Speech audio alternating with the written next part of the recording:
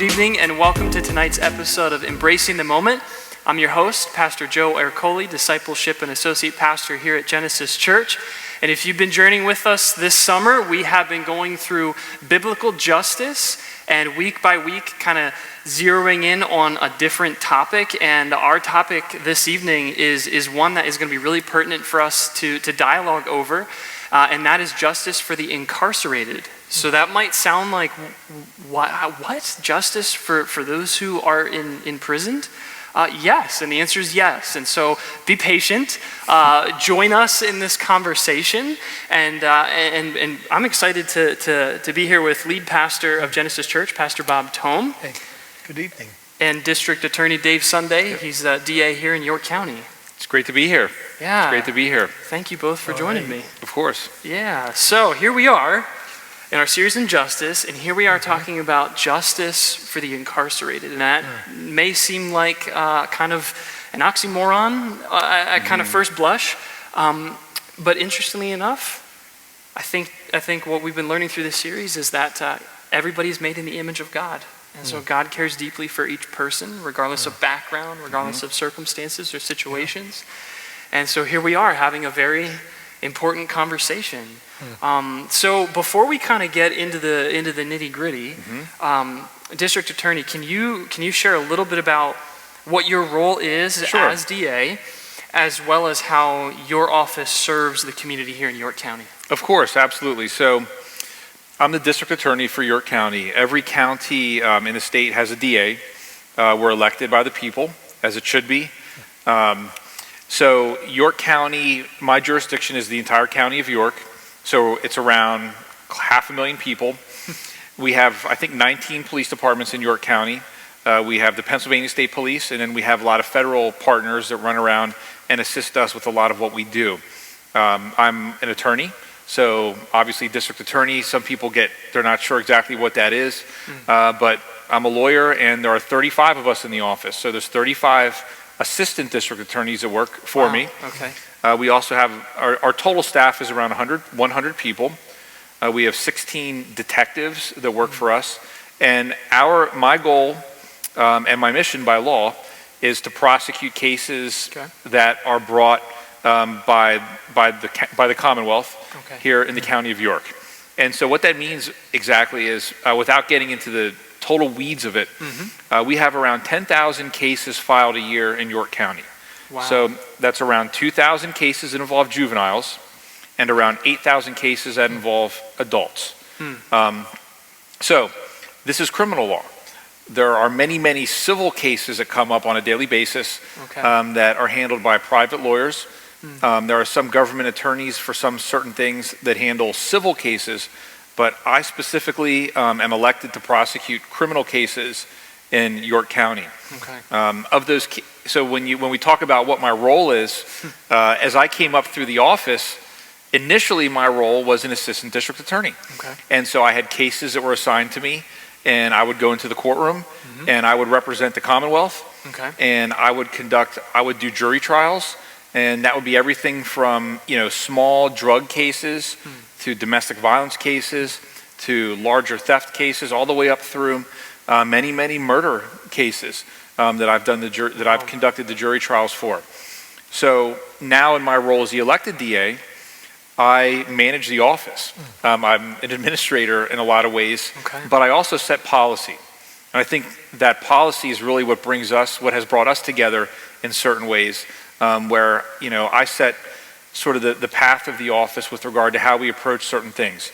How do we spend our time in the community? What are things that are important to us? How do we deal with the term justice and what that means? And also just very simply managing an office, quite frankly, recently during difficult times. And so, that's really the role in a nutshell. Wow. But it's a fascinating journey that I've been on.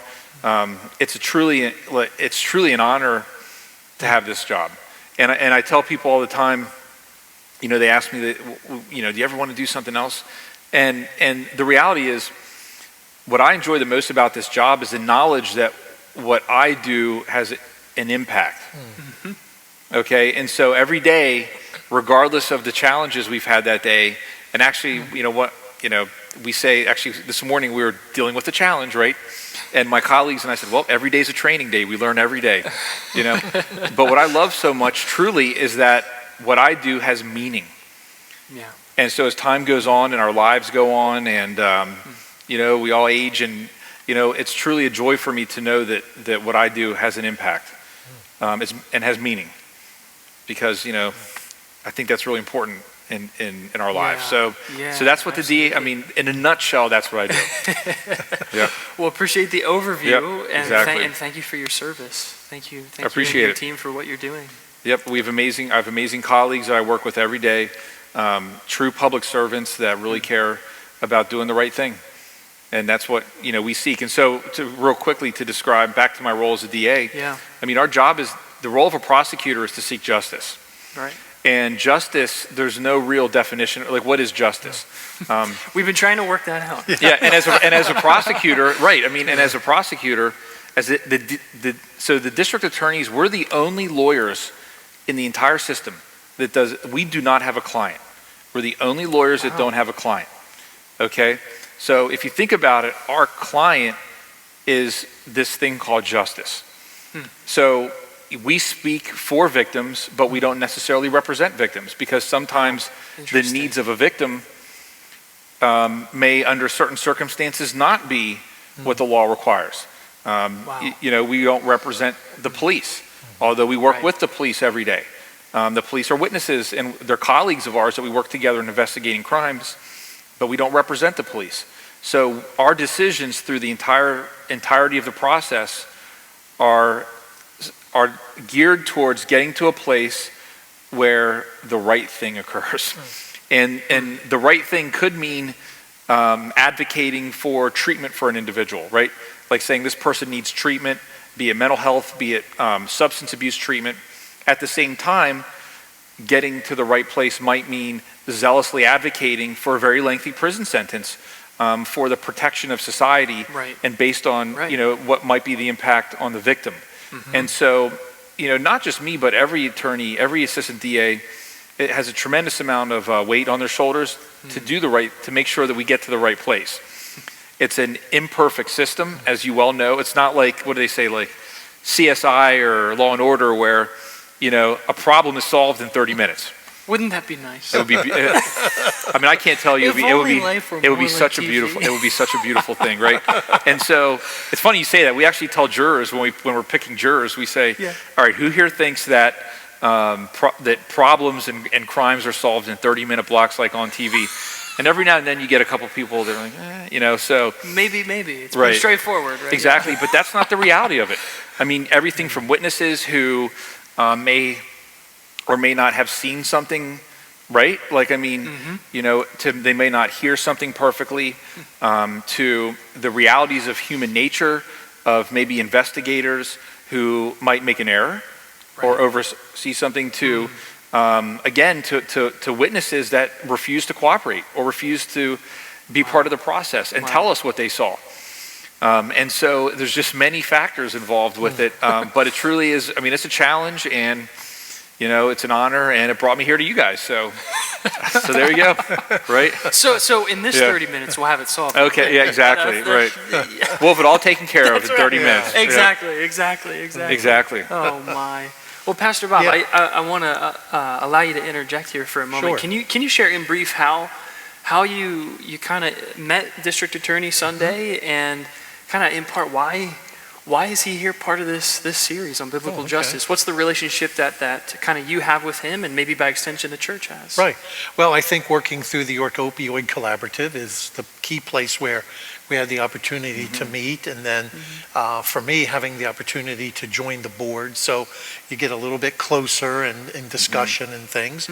But I also sense from the district attorney's office is a concern for the community. So being on, for example, as I see it, being on a opioid board is not just to be on another board, but it's actually to, let's work at a problem. Let's see what's going on? What are some solutions? How Sure. can people collaborate? How can they work together? And so that is the beginning. I think then our introduction here then to Genesis and then the greater community is to realize that sometimes people don't understand. It's not a hard-nosed person who has no emotion or concern about people, but that like it was described, there are people who do care in those offices. Right. And while they have to do their job, and have a responsibility to the public, right, there are created avenues, whether it's through wellness court or other opportunities, where there is still that sensitivity to that individual caught in the crime, that there may be underlying issues that need to be solved. So I think Very that's important. that's where the excitement or just the joy of being able to work together with an agency, a government agency, and realize many times the church is headed in that same direction. And it may not be from a legal side, but you are still looking either at that incarcerated person that a church has an opportunity to minister to, or this past Monday, we started back at one rehab center where I do life coach teaching, and there were a couple guys. I don't think they were from York County, but they were very serious about their recovery beginning, and they said that for them, they're glad they got caught. I know one guy in particular who is there because of alcohol issues. He had 3 DUIs, and he's there in recovery, and he said, I'm glad I got caught and prosecuted because I could have killed someone. I could have created more damage. And so I do hear, even though I know there are people out there who could care less about the district attorney or the police, but there are people out there who, when they do get caught, I'm hearing those voices that I'm glad I'm here. I'm glad that, I got put in this situation because I don't want to be here. I want to get out of this. And what's interesting is I'm hearing several people talk about how they have gotten themselves into some type of trouble during the whole COVID experience. So, in fact, that guy himself was saying that it was because of COVID and the string of events with work and other things, he turned to alcohol. I mean, this guy is 40-some years old, very responsible. And all of a sudden, got caught up in something that led to disaster. But to know that there are public officials who see that people like that aren't out there just to be a lifelong criminal. Right. Well, I think those are really good points. And I think back to, so long before I ran for DA or became a prosecutor, I was an 18-year-old young person, and I joined the Navy. I had no path. I didn't know what I wanted to do with my life, and I really had no direction. And I wasn't like a bad kid. I didn't get in trouble, but I just really didn't know what I wanted to do. And so I joined the Navy, and I went and scrubbed decks and chipped paint, and I was deployed all over the world to Persian Gulf and different places. I came back from the Navy, and this ties into this, by the way. And I came back from the Navy, and I didn't know what I had to start college a little older in life. I needed a job, so I got a job at UPS, and I ended up working at UPS for 8 years. And I worked there, and I went to law school at night. And I remember, and this ties into a question a little bit down here, and I'll sort of jump into that now if you don't mind. Yeah, go for it. I'll do your job for you. Just go for it. Hey, we're on the tight time schedule, exactly. right? We're solving this problem in 30 minutes. So. And so I remember, one of the questions here is, how has your life and faith in Jesus shaped your views on seeking justice, right? Yeah. And I think back to, so when I was young, I grew up it was United Church of Christ is where I went in Colonial Park. And I remember when I was young, there were some situations that occurred around me that involved some issues with alcohol, okay? And I remember I had, I really thought long and hard, and we had family discussions about, what that meant to your family and what can it do to you. And when you're a kid, you hear this, and you hear different, I'll say different facts about life and what it means to be an adult, right? But you don't really pay attention a lot of times. So time went on, and I ended up, when I was at UPS, I worked with a lot of people who were on probation or on Wow, parole, okay. or who had been through very difficult times in their life and in the Navy. And one of the things that I never, oh my gosh, in the Navy, I can't even tell you, some of the people I served with, I mean, they really, they really found their way under very difficult circumstances. And as time went on, I thought back to some of the lessons I learned when I was young and in church. And I thought about the concept of redemption. And when I worked with friends at UPS and in the Navy who, the world easily could have just thrown the key away for them. You know what I mean? And what I learned very simply was that the real life lesson for me is that everybody has the ability to be redeemed. And I have seen people live it every day, people that have done crime, like that have committed crimes, that have been prosecuted, that have gone to jail, that have been through some of the most severe, deep addictions. Wow. But what I've seen is honestly the miracle of redemption. I mean, I have seen people turn their lives around, and it really does happen.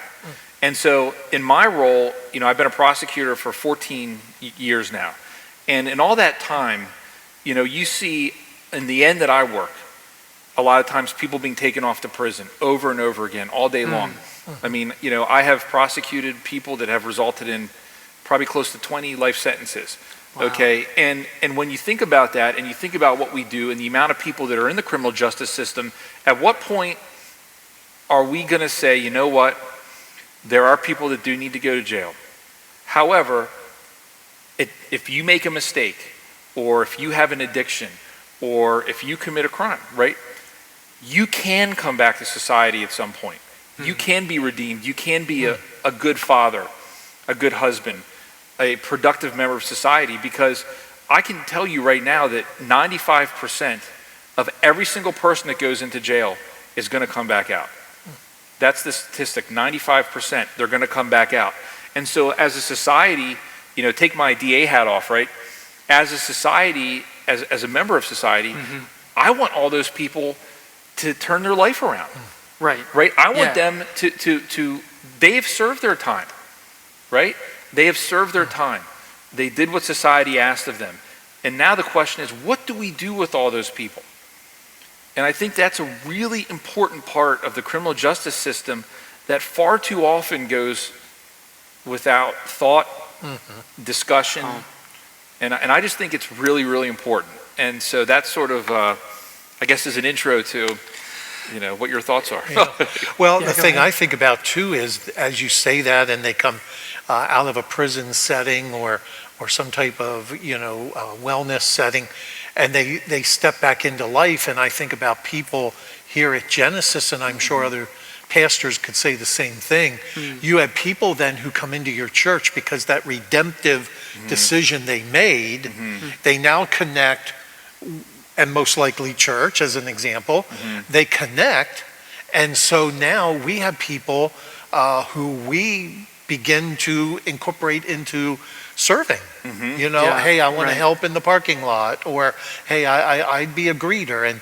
And in their past, nobody else knows it, but in their past, they had some issues they had to work through. Sure. Some of that could have been prison, but we then see the long, the process of where they really mean business.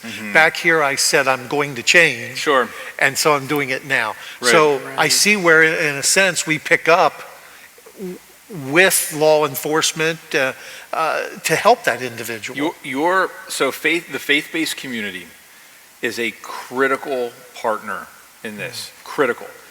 And I say that for many different reasons, one of which very simply is your openness to helping people on that journey. And also your understanding based on your own personal experience that journey can be a positive one. And that people don't have to go back to jail, that they can be good fathers, that they can work, that they can be a great, productive, wonderful member of society. And I think that that's part of the sort of the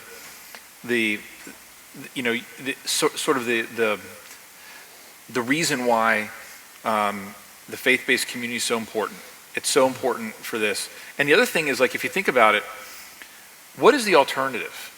So think about that once. What is the alternative when you have that many people that are formerly incarcerated? Right. The alternative would be, we don't want to talk to you. You are not of value. And the worst thing you can do to a human being, in my opinion, one of the worst things you can do is telling someone that they have no value. That's when people really go to the darkest places, when they think that they have no value in the world around them. So, yeah. Yeah, and I even think a little in my past, 10 years or so ago, more involved in like the community alliances with working on specific neighborhood blocks. I remember a course one time that I took, building community from the inside out. And the idea that as you have a community, a neighborhood or neighborhoods, the idea of that person who's now come out of jail, they may have been a certified electrician. Yep, they absolutely. may have been a plumber. And so find those persons to be productive again in even building their own neighborhoods and communities. And like you said, sometimes we stigmatize people and say, oh no, you're in jail, you can't do anything. And yet they can, and they still have the same skills they've learned. And so just making use of them. Right. And these individuals, typically, accountability is an important part of our criminal justice system. And so when someone has been held accountable, okay, and they've done what society has asked, it would be easier, in some ways, if people think about it, it would be easier to just say, well, we're not going to have anything to do with this. But the reality of that is that will increase crime, okay? So let's go back to our 95% that come out of prison. Yeah, right. Of that 95%, half will go back to jail within 3 years. 3 years. Half will go back within 3 years. And obviously, why do they go back? Because they've committed additional crimes. And so, when we look at the safety and the well-being of our community, my goal is to not have to prosecute crimes, right? So shouldn't our goal be to not have crimes occur in the first place? I mean, obviously, there always will be. We know that. However, but if we can shrink it, if we can minimize it, I mean, think about how wonderful that would be for our community and for our children. So what are, and you both have kind of alluded to some specific points. What are some other ways in which you see those who are presently incarcerated or who have been incarcerated, think about that number, that's a high number, 95% that go in and come back out. What are some of the ways that there's just a lack of care? So the number for those. So there's many different causes for going back in. One of them obviously is people that haven't gotten over their substance abuse and people relapse, and that's that's one factor that we all can focus on. And I know that Pastor, you've done, that's something that I know we've talked about before, and I know that's another place where treatment centers and where again the faith-based community can be a part of that, because we know that typically if someone, obviously overdoses and dies, that's horrific, but at the same time a lot of people will go turn back to drugs and commit more crimes. One of the other indicators for going back into prison is joblessness. And that's something that in York County, we are really focusing on that through the lens of, it's called the York Reentry Coalition. Okay. So the Reentry Coalition is a community partnership. We have so many of those. This is another one. It's a community partnership where the DA's office and the prison and probation and tons of community partners work together to decrease the barriers to reenter society so that people can get jobs. Because statistically, if someone has a job, their rate of going back to prison is drastically lower. And I think that, and again, I think back to my time working at UPS or the Navy, and I think, there's so many people who don't know what it's like to have that feeling of a job well done or that satisfaction of a good day's work. And you know what I mean? And it's amazing what that does to people when they feel that they have, it goes back to having value. And so that's something we're working on. So you can check that out. There's a website, the York County Reentry Coalition. Yeah, and I think from a counseling side too, not negating women, but men in particular, the way they're wired is that idea of accomplishing something, of reaching a goal. Right. So when they don't have that, hey, what am I going to do? You better believe it. Yeah. I mean, and then when someone has a job, they can take care of puts them in a position to take care of their family and take care of their obligations and pay taxes and hopefully not commit more crimes. I mean, there's not a lot of studies on it, but the ones that are starting to come out now, there's one right now being done at Johns Hopkins on the benefit or the retention rates for companies that when they hire people who are formerly incarcerated. And so we really want to be able to have those numbers. The preliminary numbers are very positive. So that we can go to employers and say, if you take a chance on someone who's formerly incarcerated, who's on probation or whatever, the odds of them staying with your company are higher than the average person. So we want to be able to have that information and data so that we can share that with employers who might be hesitant, and I certainly understand that. Right. So. No, I appreciate this. This kind of goes into the final question, right? What are some steps that your office is doing downtown? What are some steps that some people can take to help get involved? This is very helpful. Can you speak maybe also to those who are presently incarcerated? What are some ways from your vantage point that you see opportunities for greater care, opportunities for those individuals to maybe have more avenues to extended avenues to really encounter things like you're describing, perhaps that they might not get until they're out of prison? Yep. Well, one of the issues is, people, and I'm sure you both have encountered this, but a lot of people aren't ready to better themselves until they're ready to better themselves. Yeah, exactly. Right.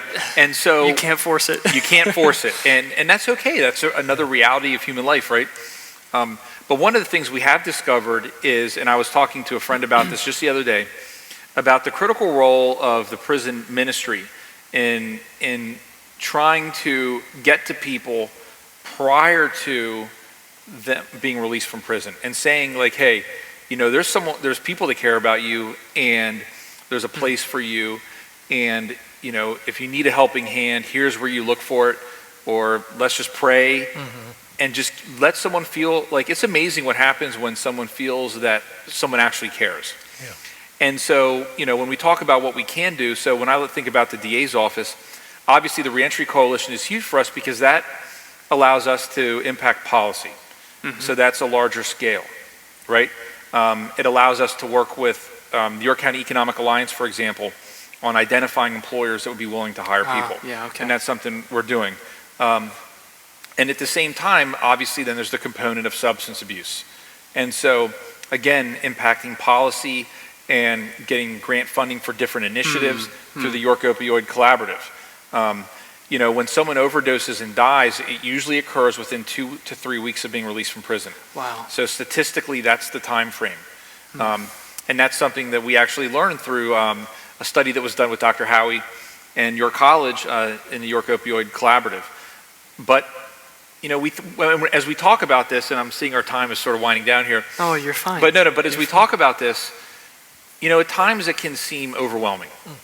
And I feel overwhelmed just talking. Like we're having this conversation. I'm like, oh my God, this is so much. So we're not going to solve it. We're not going to solve it right now. We're not going to solve it right now. But through my experience, if you don't try, then you shouldn't be part of this. I mean, I spoke to one of my detectives the other day, and he's been here for worship many times. Okay. And so I talked to him the other day, and I told him I was going to be coming here to see you, and I said to this individual, I said, how do you feel about your fight with illegal drugs? Like, how do you feel what are your days like? And he said to me, we're just really just plugging holes, in the dike. We're trying to keep the ship from sinking, whichever analogy you want to use. However, the positive of it is, imagine if we didn't do that, and I think we have to embrace the victories that we have, because the minute we say it's not worth it, then people like us lose the battle.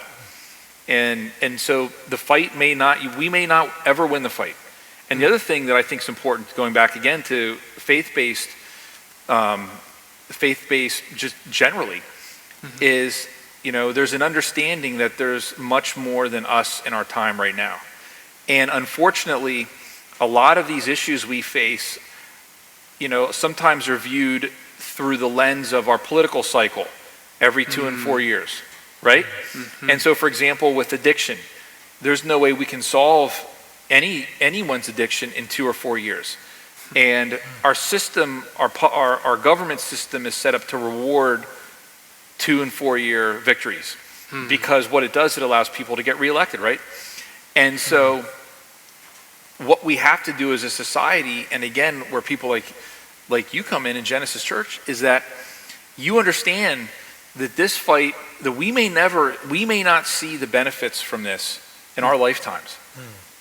We may not see, so for example, with the violence violence in our community, that's a multi-generational battle. And we have to accept that our work right now is something that we may not see the result of, but if we don't do the work, then something bigger than us won't be able to continue it, which ultimately would lead to victory. Right. Yeah. I don't know if that makes sense. That does make Yeah. sense.